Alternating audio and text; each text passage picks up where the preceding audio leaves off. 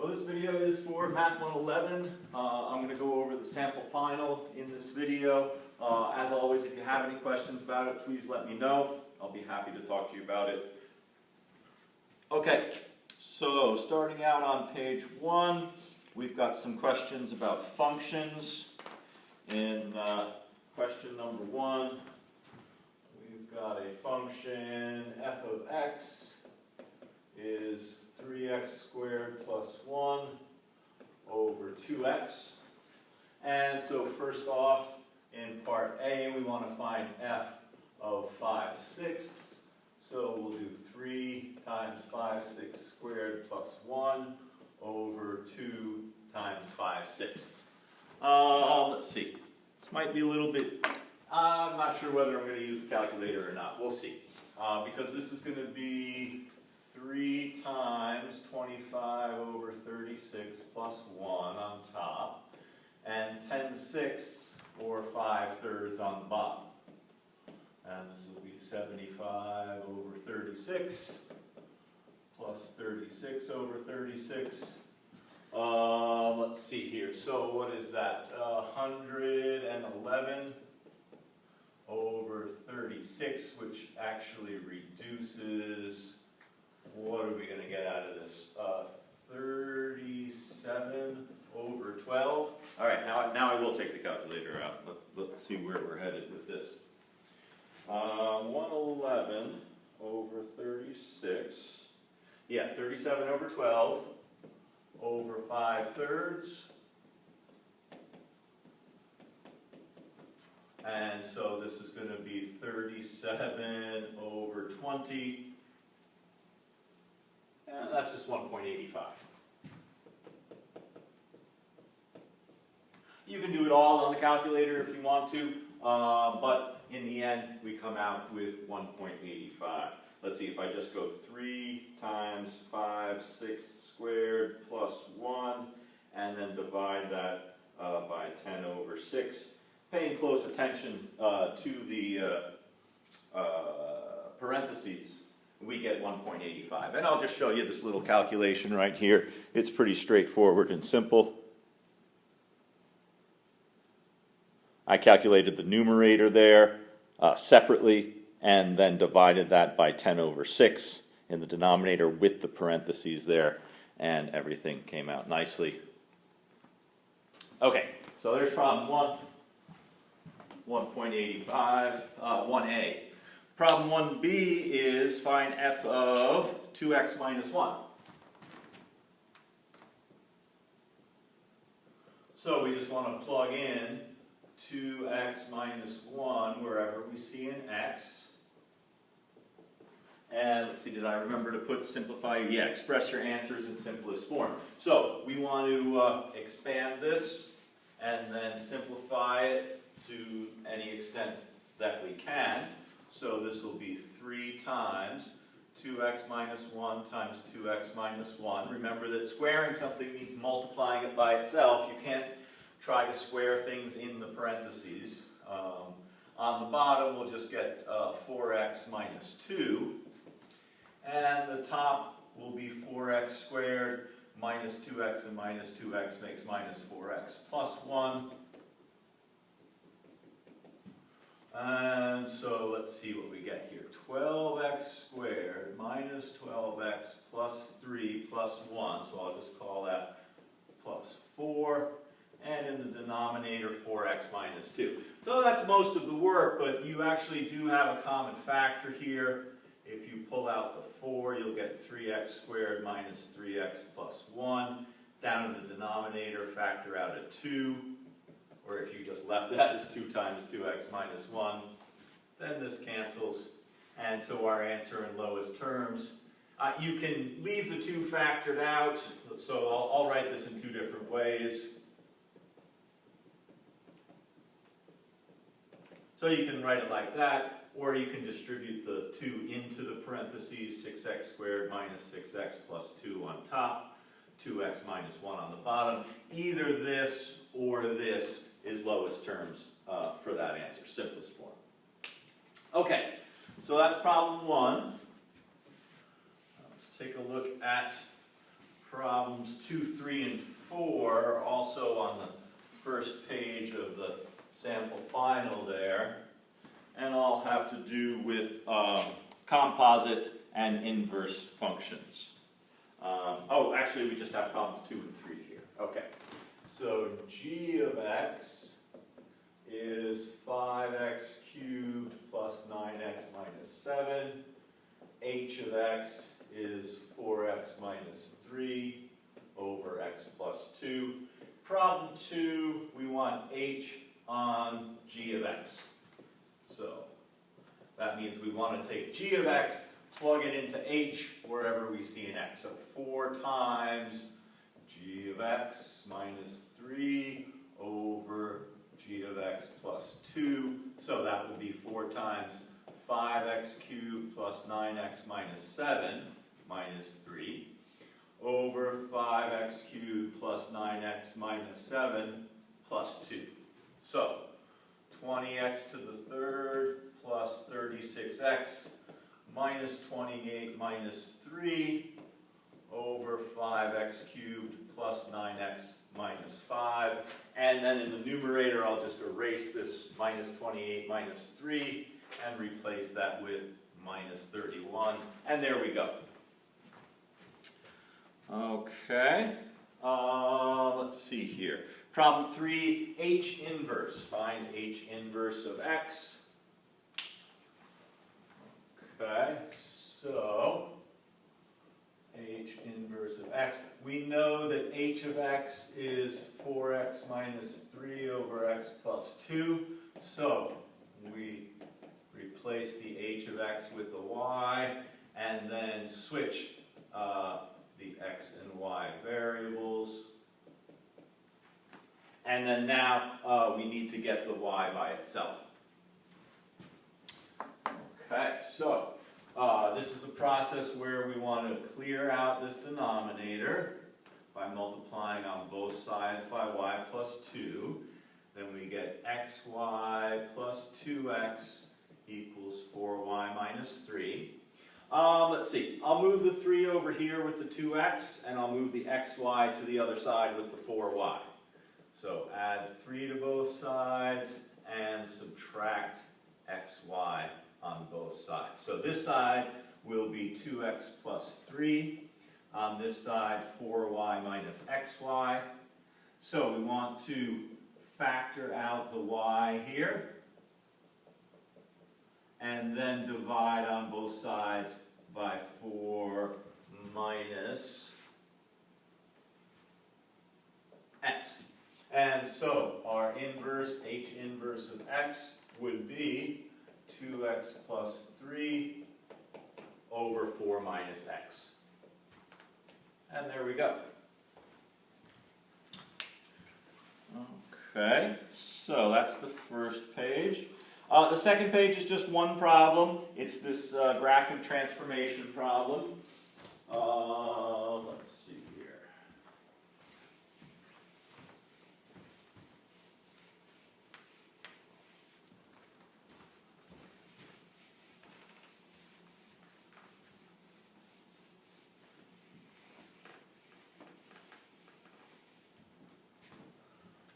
All right. So there's a grid for us, and you've got a grid with the axes on problem 4. So let me draw the original function, and then I'll note the coordinates for each of these points.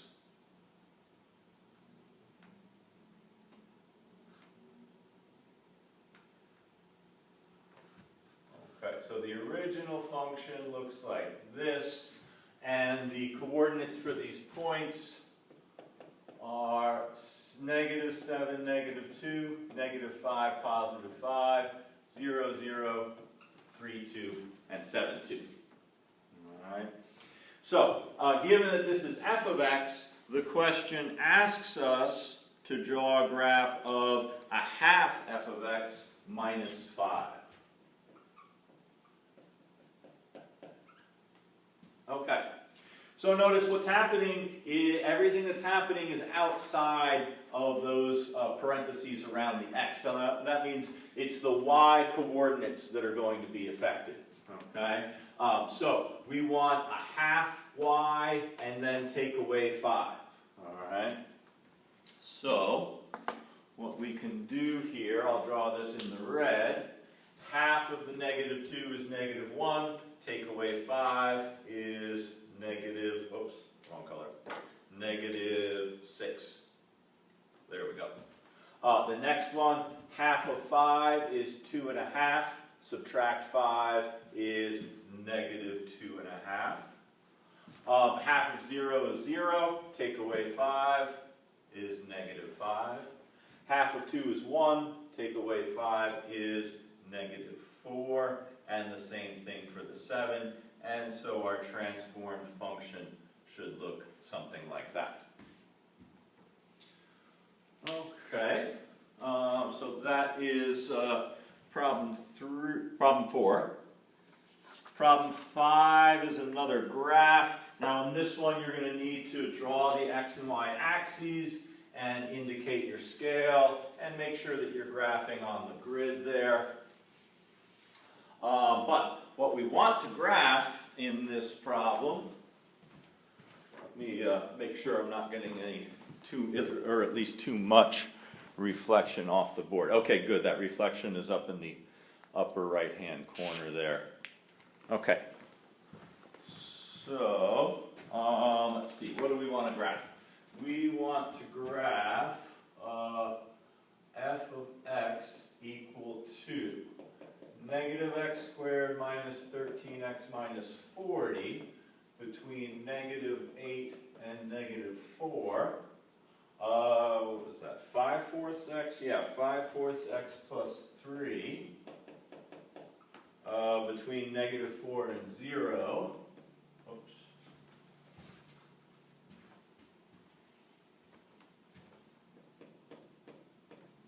And then that last one, negative 2/3 x minus 3. That is for x's greater than 0. Okay. Well, we can start with any of these functions. Maybe I'll do the linear functions. I'll do those first. They tend to be a little bit easier, at least for me. So when x is 0, technically our function value, because here's the equal sign, is going to be positive 3. So I'll put a shaded in circle there. But for this function at 0, it's going to approach, if we put in 0 for x, negative 3. So I'll put an open circle there. Then for all the x's that are greater than 0, it's going to be this line right here with a slope of negative 2/3. So I'll go down 2 and over 3, down 2 and over 3, and so on. And there's that part of the graph. Okay. Now, between 0 and negative 4, we're going to follow this function. We've got our y-intercept here. Let's see, we could put in negative 4 at negative 4. That should be positive. Wait, that's not right. At negative 4, it's going to be negative 2. So let's see here. If we go back 4 places, then we go down 5, yeah. Go back 4, and then go down another 5, and that'll put us at negative 7. So here's this part of the graph, just like that. Let's see. Oh, we went too far. This only goes from 0 to negative 4. So we actually don't want that second part. We do want to shade it in circle on that negative 4, negative 2. Now let's see what this function is at negative 4. Let's see. Negative 4 squared minus 13 times negative 4 minus 40. So this will be minus 16, positive 52, and minus 40. So that's positive 52, negative 56, so negative 4. So I'll put an open circle there. Let's see. Well, I'll tell you, one thing we can do is we can just put this function into the calculator and read off from the table rather than calculating all of them. So let's go ahead and do that. Negative x squared minus 13x minus 40. So there's what that looks like right there. Come on. There we go. And notice I've got the negative sign in front of the x squared, but the subtraction signs in front of the 13x and the 40. And then if we go into our table, let's see if we've got the right space. There we go. Okay, so at negative 4, our y would be negative 4. Negative 5, 0, negative 6, 2, negative 7, 2, negative 8, 0. Okay, well that's a lot easier than standing at the board and calculating it all myself. So let's go ahead and put those coordinates in here. Negative 5, 0, negative 6, 2, negative 7, 2, and negative 8, 0. Okay, and then so then that function will stop right about there. And there we go. Okay, we've got the two linear pieces graphed out using the slopes and the intercepts. And then this one we can just graph on the calculator and read off the coordinates for the x coordinates, the x values that we're interested in. Negative 4, negative 5, negative 6, negative 7, and negative 8. Okay? All right, so that's problem 5. Turn off the projector here. There we go.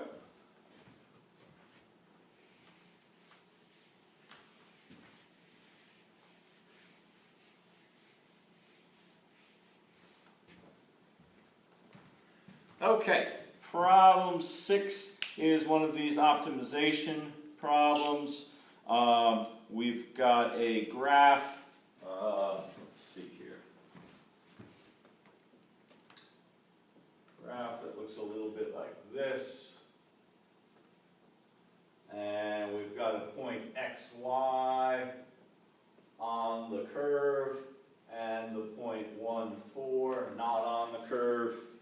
And let's see here. Express the distance between xy on the curve and the point 1, 4 as a function of x.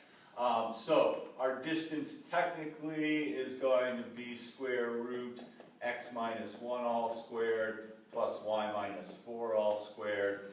And this curve, of course, is y equals 2x cubed minus 5x squared plus 3.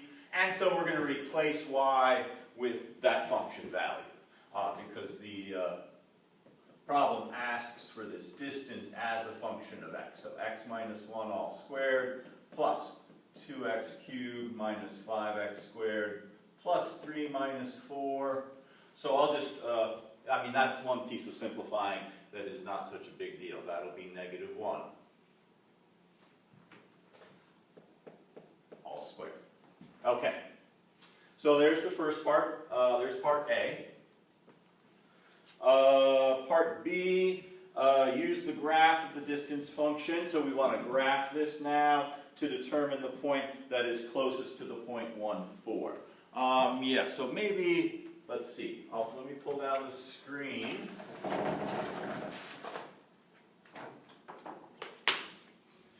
And then we'll get the projector going here. Okay.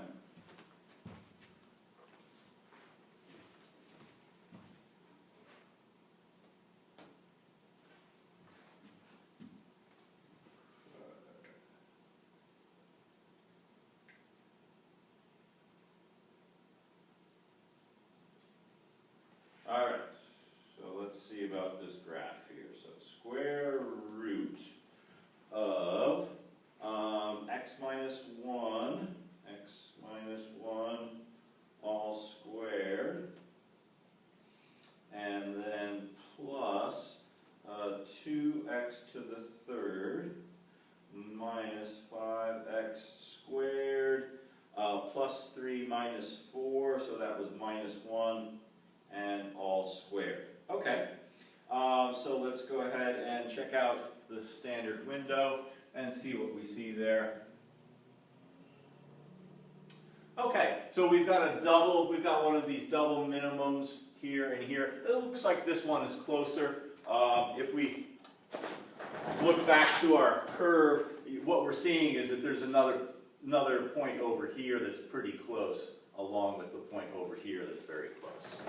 And let's see, I'll double check both of them to make sure that we're getting the right one. All right, so the minimum on this one, and this is the one I think is going to actually be the minimum. So this is x equals 0.092. Let's see, let me write that down over here. 0.092. And the distance, right, because this is the distance function, our distance here is going to be 1.381. And then let me just double check this other one.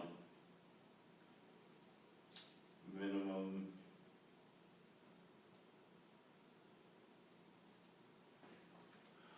So there, the distance is 1.571, so definitely farther away than this. So that's not the one that we want. Okay, so now let's get back to finishing the problem here. We've got part A all done.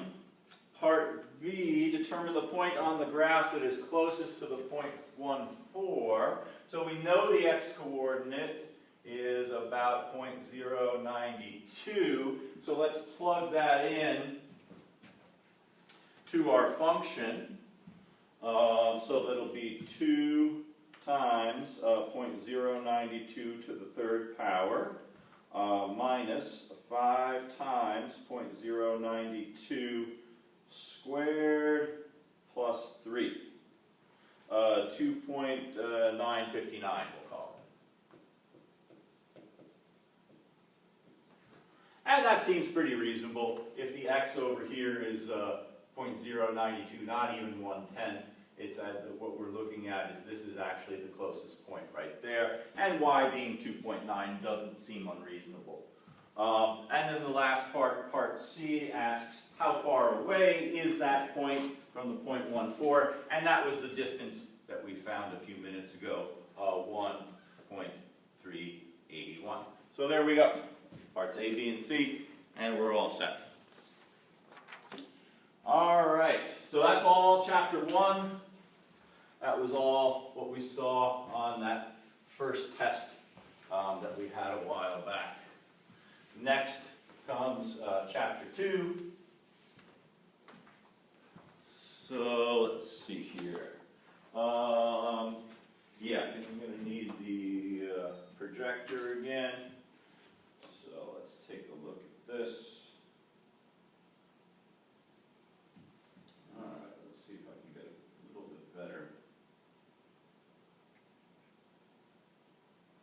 focus.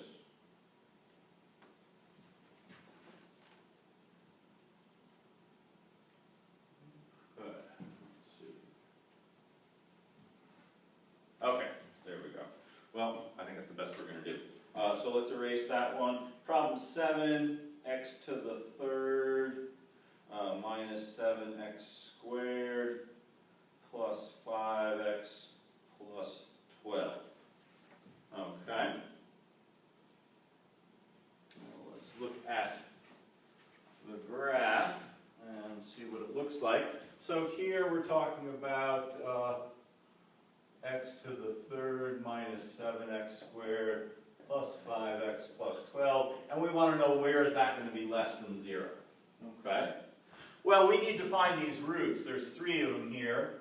So once we do find those, the places where y is less than 0 will be those intervals right there. But for right now, we need to go in and find those roots. So let's go ahead and do that. Let's see here. There's the first one, negative 0.954.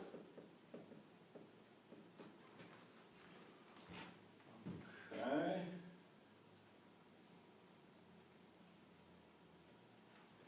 And And this one, 2.179. And that last one, let's see what we've got out here.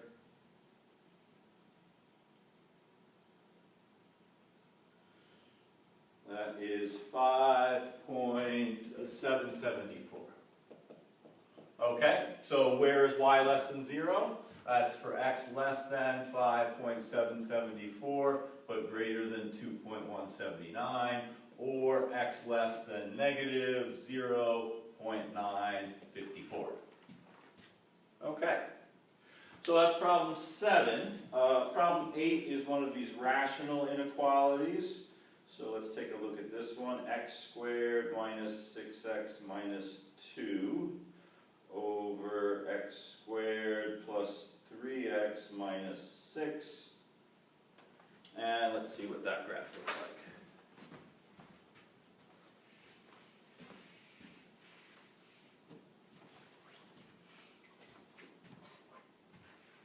Okay, x squared minus 6x minus 2 over x squared plus 3x minus 6. And this one, we want to know where are the y's greater than 0. And this is problem 8. Okay. Well, the roots, of course, are what make the numerator be 0. So I'm going to run this through the quadratic. X squared minus 6x minus 2. The quadratic formula. X squared minus 6x minus 2. And so that gives us roots at 6.317 and negative 0.317. Okay. The asymptotes are where the denominator is going to be 0. So that'll be, let's run that one through the quadratic formula.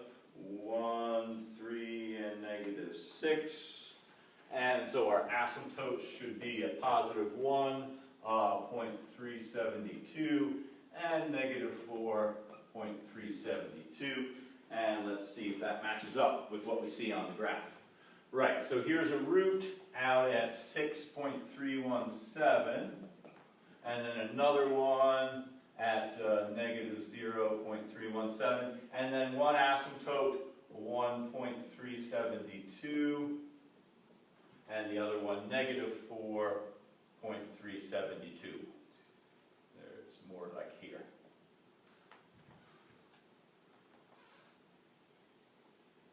There we go.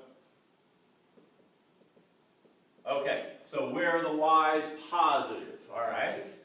And it's really important. I mean, I recommend that you write down the correct interpretation of this symbol on your 3x5 card, okay?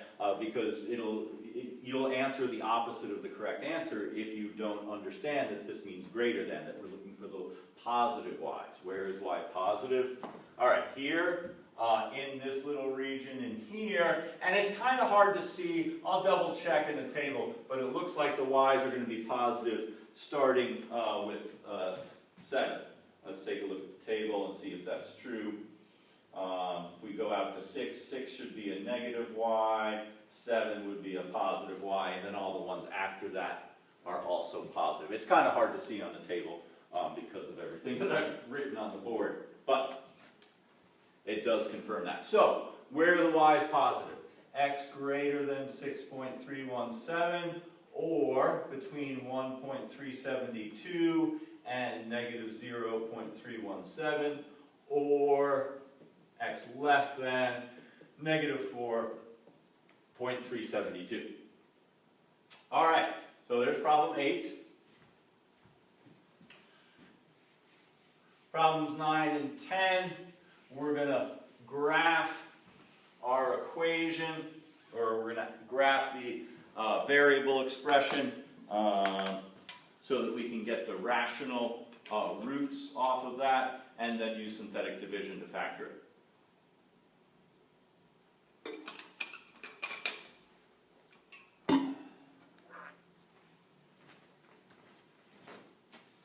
Okay, problem 9, we've got 8x to the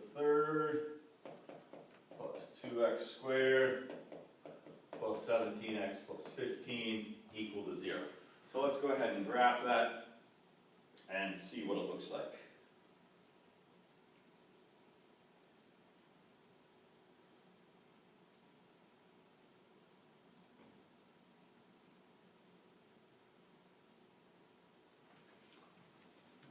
Okay. Looks like we've got a root right here. So let's go in and find out where that is.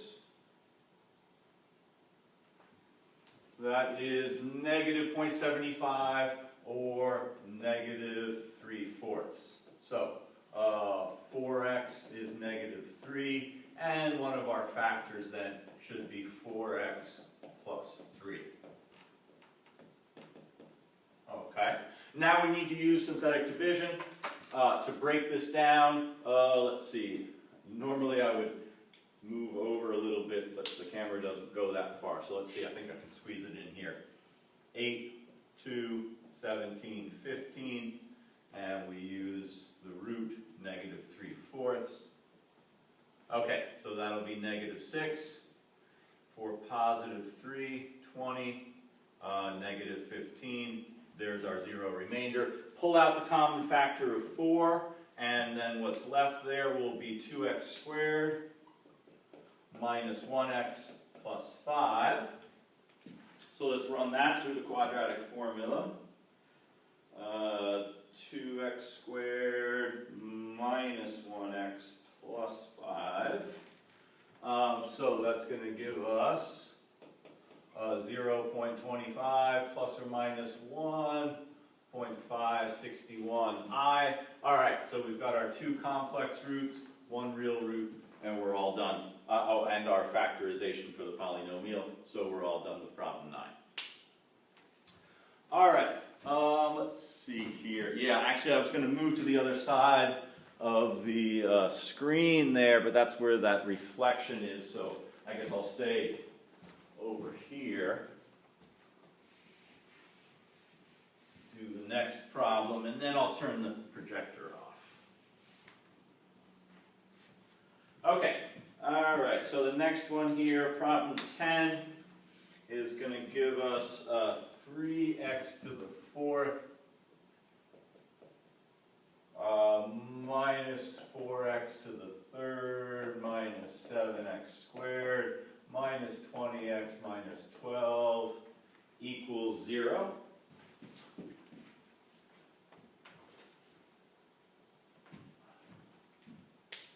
All right, so let's go ahead and put that into the calculator here. 3x to the 4th power, 4x to the 3rd, 7x squared, 20x minus 12.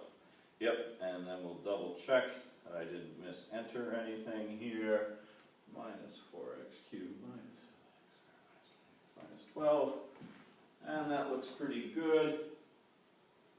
So let's get the graph on there. Okay, so it looks like we've got two roots here. One of them looks to be a fraction. The other one looks to be a whole number. I'll double check that in the table. Yeah, positive 3, y is 0, good. Let's go find that fractional root. And that is negative 2/3. And again, you can get the calculator to turn this into a fraction for you by coming back here and just putting in enough 6s so that the calculator gets the point that this is a repeating decimal, and it'll tell you, yeah, that is negative 2/3. Okay. So we've got roots at positive 3 and negative 2/3. So this would be 3x is negative 2. So one factor is going to be 3x plus 2. This one is just going to be x minus 3. And then we've got this missing quadratic factor that's going to have complex roots. So let's go ahead and do the synthetic division here. I think maybe I'll turn off the projector since I don't think that we're going to need it anymore, but we'll see. If I do the synthetic division, we're going to do 3 minus 4, minus 7, minus 20, minus 12. And it doesn't matter which of these roots we start with. In the end, we should come out with the same quadratic factor. Okay, so this will be 9, 5, 15, 8, 24, 4. And there's our 0 remainder because this is a root. And we'll do the same thing with negative 2/3. So let's see, that'll be negative 2, another negative 2, and then negative 4, and there you go. Now we want to pull out that common factor there so that this missing quadratic factor that we're working with then would be x squared plus x plus 2. And let's see what we get from the quadratic formula on that one. X squared plus x plus 2. Yeah, so we get x is going to be negative 0.5 plus or minus 1.323i. So, 2 complex roots, 2 real roots. We've got all of our roots and the factorization for the polynomial. So, we're all set with problem 10. And that's chapter 2.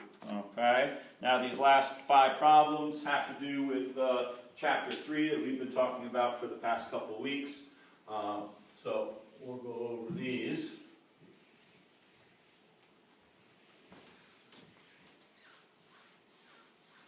And the first 4 problems come from sections 3.3 and 3.4. So let's see here. Problem 11 is pretty straightforward. You've got 8 to the x power equals 20. So, I'm going to take a logarithm on both sides here. I'll use log base 10. And then the x can come down in front. X times log 8 equals log 20. Divide on both sides by log 8. And so x is going to be log 20 divided by log 8. And we want a good approximation for this. So let's see here. Log 20 divided by log 8. And it's important to remember to close those parentheses. And so this should be 1.4. To 3 decimal places, it'll be 1.441. But to check my answer, I'm going to do 8 to the 1.44064. Yeah. And let's see what that comes out to be. 8 to the 1.44064. 19.99998 or thereabouts. Close enough to 20 for our purposes. And so we can move on to the next problem. Okay. Problem 12, a little bit more involved here. We've got 5 to the 2x plus 1.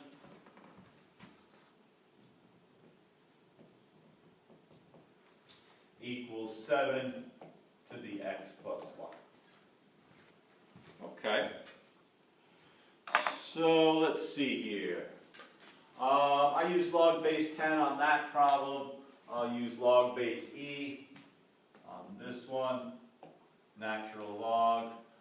So we'll get 2x plus 1 times ln 5 equals x plus 1 ln 7. And then we'll distribute these into the parentheses. So x times 2 ln 5 plus ln 5 equals x ln 7 plus ln 7. All right, and then we want to collect our like terms. I'll collect the x's over here. And then I'll collect any constant pieces over here. So these cancel out. Over here, we'll get x times 2 ln 5 minus ln 7. Over here, ln 7 minus ln 5.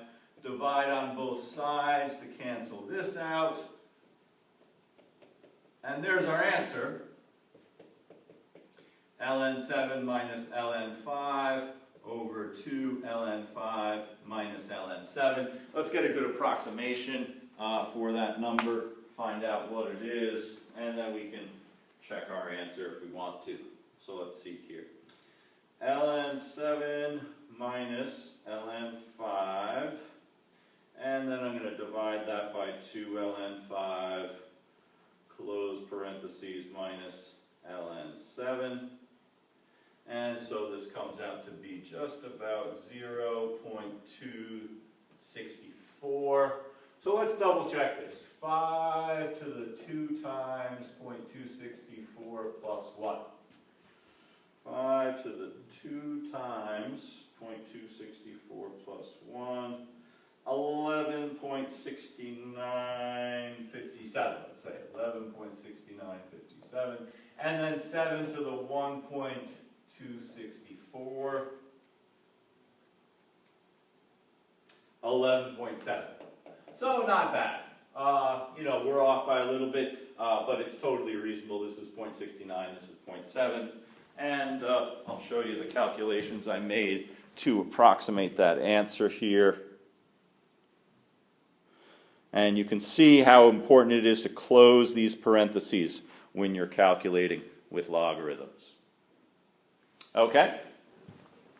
So those problems come out of section 3.3 in the textbook. These next two problems come out of section 3.4. So let's take a look at those. Problems 13.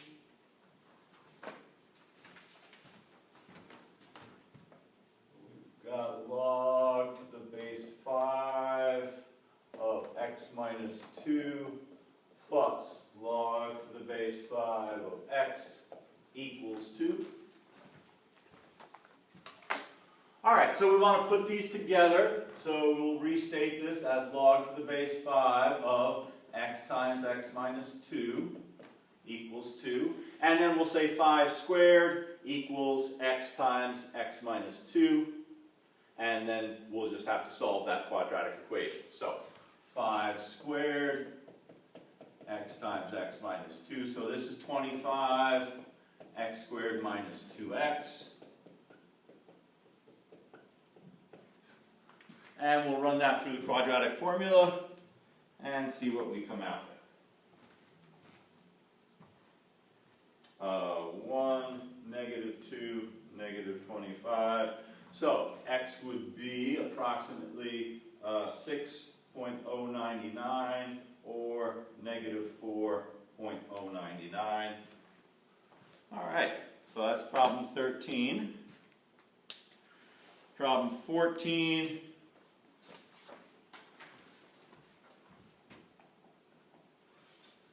Is ln of 2x minus ln x plus 1 equals ln x minus 4. Okay, so we want to restate this, what's on the left-hand side, as a single logarithm. So this would be ln of 2x over x plus 1 equals ln of x minus 4. Then we can pick these out and say 2x over x plus 1 equals x minus 4. Okay, so that's the first step. And now we need to solve this by multiplying on both sides to clear out that denominator. These cancel out. We'll be left with 2x on this side, x squared minus 3x minus 4. Subtract the 2x, so we get x squared minus 5x minus 4. And that's not factorable, but we can run it through the quadratic formula. And what do we get here? X is going to be approximately 5.702 or negative 0.702. All right. Last problem on the test, problem number 15.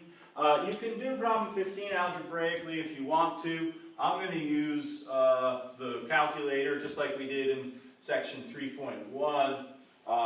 What we've learned so far, we can now solve these problems algebraically, but I'm going to use the calculator to do this one. So let's take a look at this. We've got our formula here.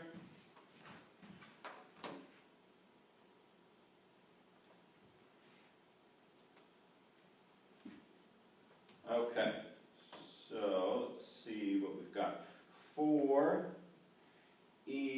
to the negative 0.0462 times x. Let's see, in our window, our y maximum is going to be 4 because that is the coefficient of our function.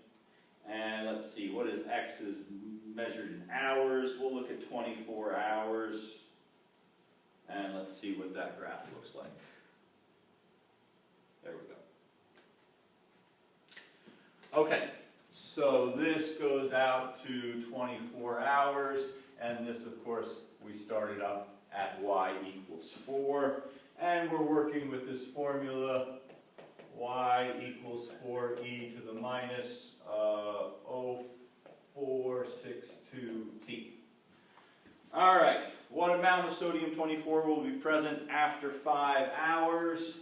If we want to round this to the nearest thousandth, or 3 decimal places after 5 hours, it'll be 3.175. So that's part A, y equals 3.175. Let's see here.